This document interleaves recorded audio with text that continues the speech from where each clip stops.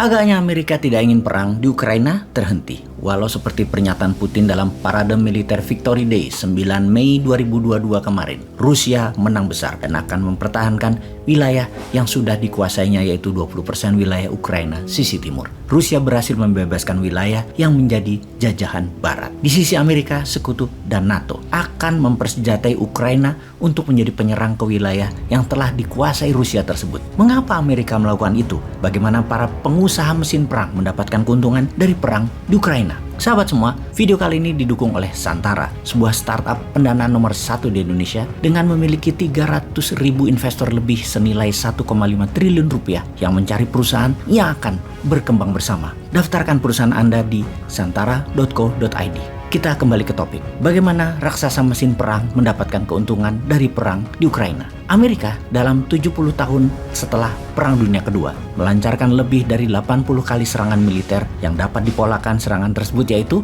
70% wilayahnya adalah wilayah negara penghasil fosil oil atau minyak bumi dan gas. Sisanya adalah wilayah yang diperkirakan akan diambil komunis dalam masalah ideologi, makanya diserang Amerika. Sisanya lagi adalah untuk mempengaruhi sebuah pemerintahan agar tunduk ke Amerika karena calon pemimpin atau pemimpin tersebut di sebuah negara memang anti Amerika. Karena itu harus dikendalikan dalam tanda petik. Itu dari kacamata geopolitik dan strategi luar negeri ala Amerika. Amerika itu negara swasta, di mana senjata perang adalah swasta yang memproduksi.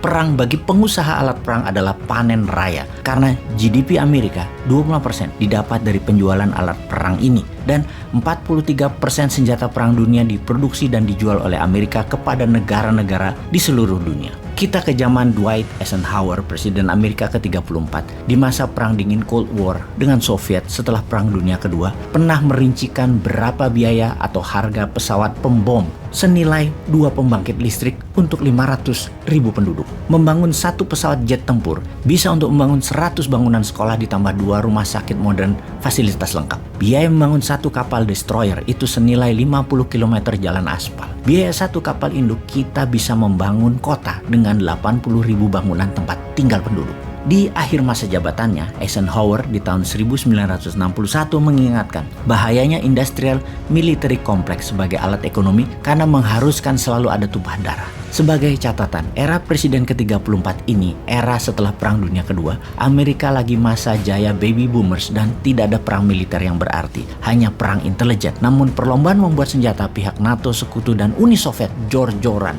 besar-besaran. Setelah dirinya diganti oleh Kennedy yang tidak mau perang kecuali serangan ke Teluk Babi ke Kuba, dan Amerika pun kalah, yang menurut cerita konspirasinya berikutnya, Kennedy dieksekusi oleh katanya orang CIA demi perang di Vietnam terselenggara.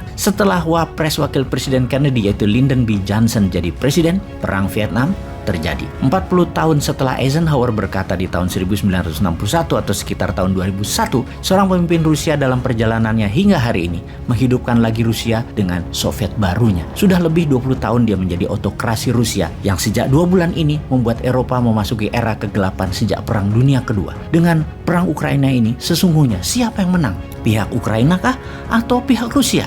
Yang dapat kita pastikan pemenangnya adalah military industrial complex. Para pengusaha alat perang ini pastinya tidak menginginkan perang Ukraina berakhir. Mereka membayar berapapun kepada negara-negara Eropa Barat terutama Amerika demi perang Ukraina berkelanjutan. Walaupun yang dijual adalah atas nama demokrasi atau atas nama kemanusiaan, itulah berkali-kali dikatakan oleh Putin. Ini semua karena NATO. Ini semua terjadi karena Barat. Rusia hanya bertahan dan mempertahankan haknya. Apakah kami tidak boleh bertahan dan mempertahankan diri dari serangan pencaplokan NATO yang nantinya juga akan mencekik ekonomi Rusia? Ya sudah, perang aja sekalian, diembargo dan disanksi ekonomi aja sekalian. Toh sama saja, nanti atau sekarang, mending sekarang.